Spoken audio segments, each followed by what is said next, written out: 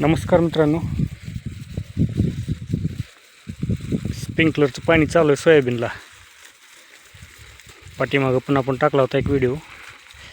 पण आपल्याकडे पाणी जास्ती नाही, थोडंसं पाणी आहे. उगं काय सुकून चालले, काहीच नाही. हो का एकदम पानं असे उलटी होऊन पडायलेत. लईच बेकार झाली कंडिशन आमच्याकडं. तर आता जिथं पाणी दिलं ना तिथंच तेवढंच, आणि नॉर्मल म्हणजे थोडकंच रान. आता जिथं पाणी थोडंसं गेलं तेवढा डप्पा चांगला दिसायला आहे. बाकी काहीच कळा राहील नाही. आता अशा भळ्या पडायला तर की बस. ह्या तरी आपलं तरी अजून बेडवर आहे. बेड जरा अजून थंड तर राहते. म्हणजे आजूबाजूच्या शेतकऱ्याचे तर आपल्यापेक्षा बी खराब हाल झालेत. आता ज्यांच्याकडे पाणी आहे ना त्याने ढिलं पडायचं नाही. जेवढं होईल शक्य तेवढं भिजवा. कारण आता पुढं बी पाऊस केव्हा पडणार आहे ह्याच्याबद्दल बी काही सांगता येत नाही. आणि कंडिशन बी अशी झाली की सगळे स्वयंघोषितच ती शास्त्रज्ञ झाले तर हवामानाचे. त्याच्यामुळं काही अंदाज तर कोणाचा खरा लागना. जेवढं पाणी आहे तेवढं द्या. आता काय करणारा पर्याय तर नाही बघा. आता ज्यांच्याकडं पल्ला असेल चांगला त्यांचं बरं आहे. पण आमच्या एरियामध्ये तर हे 2-4 जिल्ह्यात तर पाऊसच नाही म्हणावं तसा. हे कसे बसे पिकं इथंपर्यंत आले होते. जेमतेम वरून मुळवा करत आले होते पिकं पण एकदम मस्त आले. तो आता ठीक आहे, आपला गॅप चांगला आहे म्हणून झाकला नाही तेवढा. कारण आता पाऊसच नाही तर अजून लागणसुद्धा बघा तुम्हाला. हो का दाखवतो.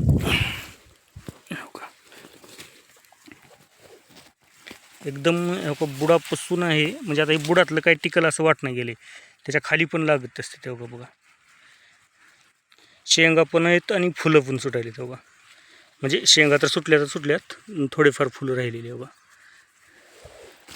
हो काही सिंगल सुद्धा झाडावला. एकदम असं बारीक मच्छर जसं राहते का तसं शेंगा लागले तेव्हा. पण करावं काय, ह्याच्यात जीवच राहिला नाही. हे पानं उलटे होऊन सगळं आता ते कसं होते, ह्याच्यात जीवच राहिला नाही. तर आमच्या इकडे तर लई बेकार कंडिशन झाली बघा.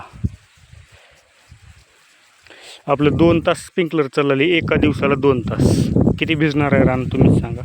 ते 2 तास पाणी दिलेलं वर उगं नॉर्मलच त्याच्यावर परिणाम होऊ लागला आहे.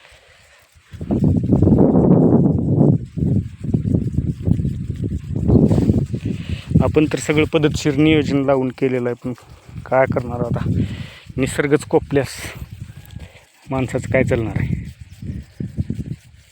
आणि आमच्या इकडलं तर म्हणतो शक्यतो सोयाबीन संपल्यात जमा झाल्यात हवा आता. कारण पाऊस तर या महिन्यात तर नाहीच अजून. एवढा ऑगस्ट, आता सप्टेंबरमध्येच काय आहे की आपल्याला माहीत नाही. पण हे सप्टेंबरला बी यायला अजून 10-12 दिवस आहे. आणि तोपर्यंत यात काही कळा राहील असं वाटत नाही. ज्याच्याकडं पाणी आहे त्याच्यात अजून जेमतेम काही तर राहील. पण ज्यांच्याकडे पाणीच नाही त्यांनी काय करायचं.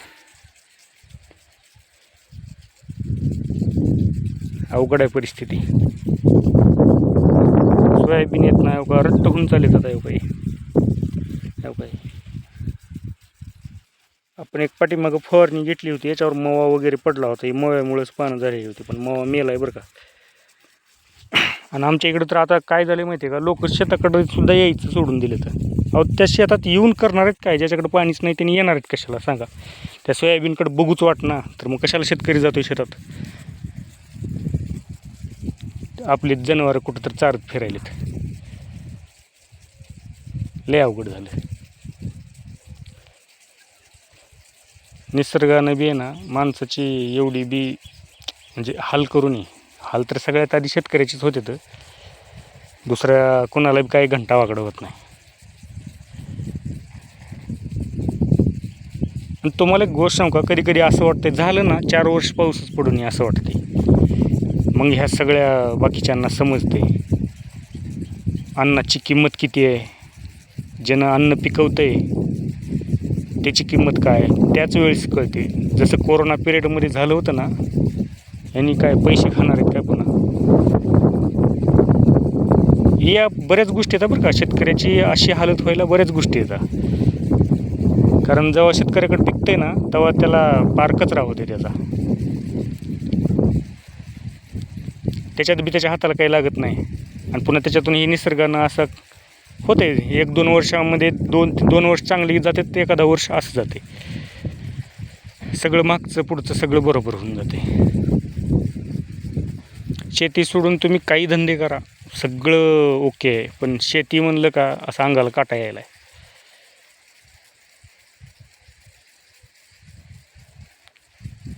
फक्त आपला देश नावाला कृषीप्रधान आहे, त्याच्यात कोण विचार करत नाही शेतकऱ्याचा.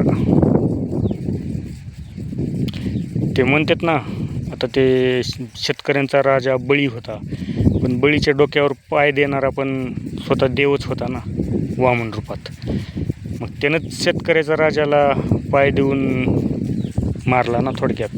मग देवाच्याच मनात नाही शेतकऱ्याचं राज्य येऊ असं. मग कसं होईल असं? बरोबर आहे ना. एक अर्थी विचार करून बघा तुम्ही. आणि हे माहीत नसलं ना तर वाचून पण बघा, कारण शेतकऱ्यांचा राजा बळी होता.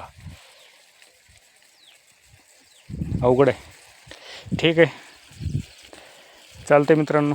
धन्यवाद. चॅनलला सबस्क्राईब नक्की करा.